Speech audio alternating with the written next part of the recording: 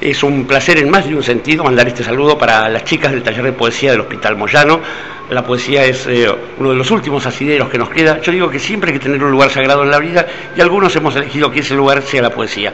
Así que de todo corazón un cariño para todas. Jorge Dorio, si alguna de las chicas no te conociera, ¿cómo te presentarías vos frente a ellas? Bueno, me presentaría como un muchacho casadero, ¿no? A ver, me he dedicado siempre al periodismo e insisto, lo de la poesía es una actividad que está en otro registro, las cosas. Yo he publicado 2 o 3 libros y sigo escribiendo y es algo que creo que es lo que hago más seriamente. Soy alguien que trabaja la poesía con un registro de seriedad con el que no hago ninguna otra cosa en la vida. Hablabas de un saludo, una satisfacción en más de un sentido. ¿Y por dónde va eso? Entonces, ¿cuáles son los sentidos? Los sentidos son la vista, el tacto. En más de un sentido, digo que a mí me place especialmente mandar saludos para señoritas en cualquier parte del mundo y en cualquier actividad. Después, me place accesoriamente que sea para un grupo de chicas que están trabajando con la poesía. Y después me place todo lo que se puede imaginar cada una de las que recibe el saludo. Muchas veces trabajamos con esto de la tarea del escritor, y entonces, ¿qué les contarías vos de la tarea del escritor? ¿Cómo es eso? A ver, yo creo que a veces hay un problema cuando se habla de la tarea del escritor y se la vincula con un lugar de compromiso respecto de la realidad. No había un viejo chiste que decía que los escritores comprometidos se casen de una vez y dejen de joder, pero no es el caso. Creo que son tareas que no deben mezclarse excesivamente. Cuando uno se preocupa por trabajar un arte de la palabra en el sentido de la forma en que pueda operar directamente sobre una comunidad, está haciendo otro tipo de arte que se llama propaganda. ¿Y cómo entonces, qué haces o cómo encarás vos tu escritura? Mi escritura la encaro desde los lugares de donde brota el sentido, desde donde viene y hacia dónde va. La tarea de la poesía es tan sencilla como nombrar alguna cosa por primera vez, ¿no? Que es esta la historia que se le ocurrió a un tipo llamado Dios, alguna vez, según dicen los que creen en esas cosas, que no es mi caso. De todos modos, yo creo, como decía Ezra Pound, que la tarea de la poesía es un trabajo raro, porque Ezra Pound sostenía que alguna vez, hace miles de años, un ser humano, un tipo, una mina, escribió un verso que fue definitivo. Y pasaron 300 años y apareció otra persona que escribió un par de versos que fueron definitivos.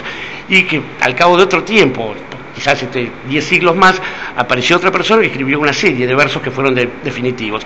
Y eso es lo que va construyendo el verdadero poema de la humanidad. Y en ese sentido, cuando se dejan de lado los baratos narcisismos de la industria editorial, las cosas en las que caemos todos, creo que se va construyendo algo bastante más noble y más sublime. Pound decía además que de pronto aparecía algún turro como Thomas Stearns Eliot, que había escrito 200 versos para siempre. Y eso a uno le produce envidia.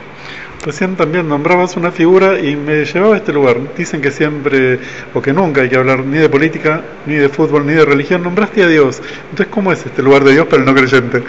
Bueno, es un famoso lugar vacante. Yo no hago otra cosa que hablar de poesía, de religión, de fútbol y de política todo el tiempo. Y si no hablo de sexo, pero creo que, como decía el general Perón, mejor que decir es hacer.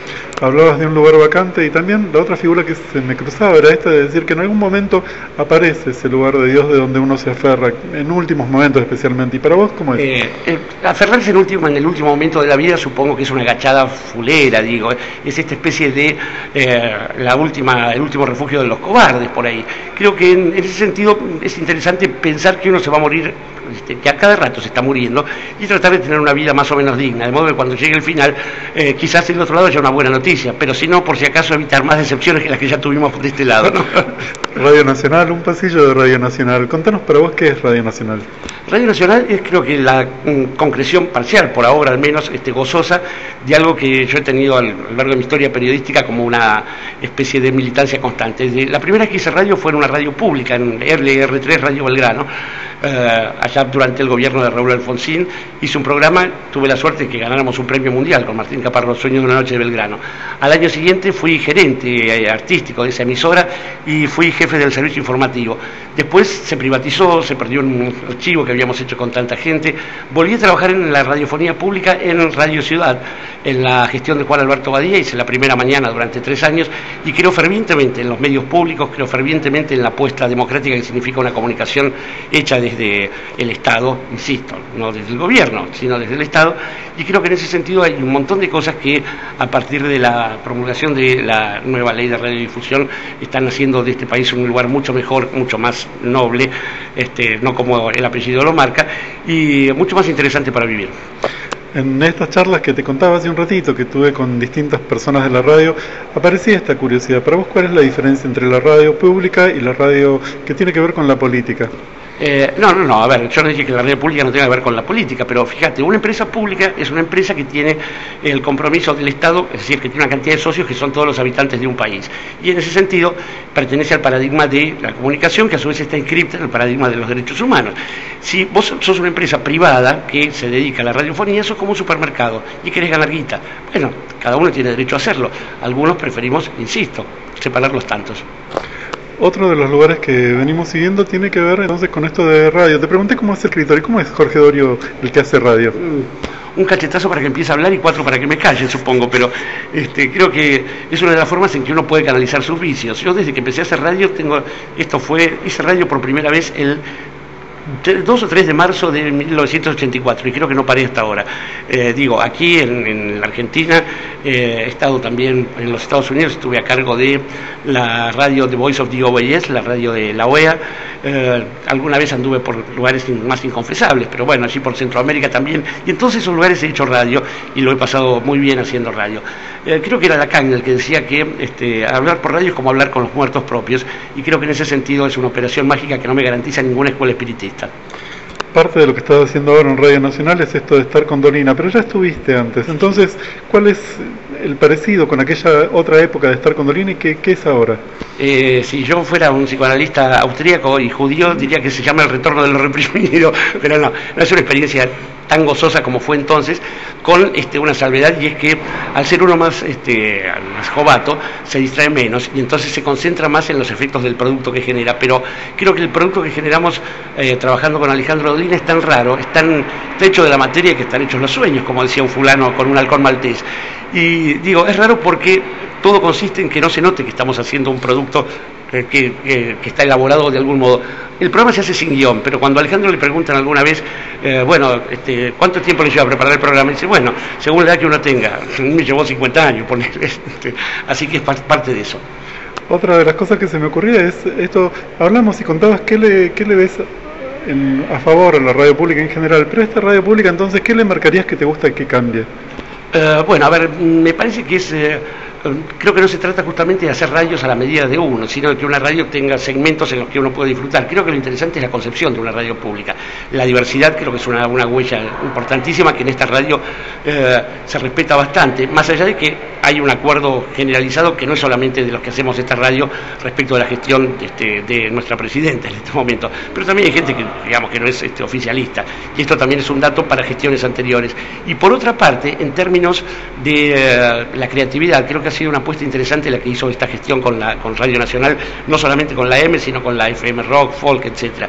Digo que hay cosas nuevas, hay intentos nuevos y se está empezando a probar con más audacia, y eso siempre es bienvenido, ¿no?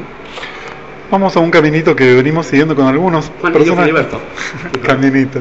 Pero vamos a esto de preguntarte por un escritor, que vos elijas una escritora y un porqué.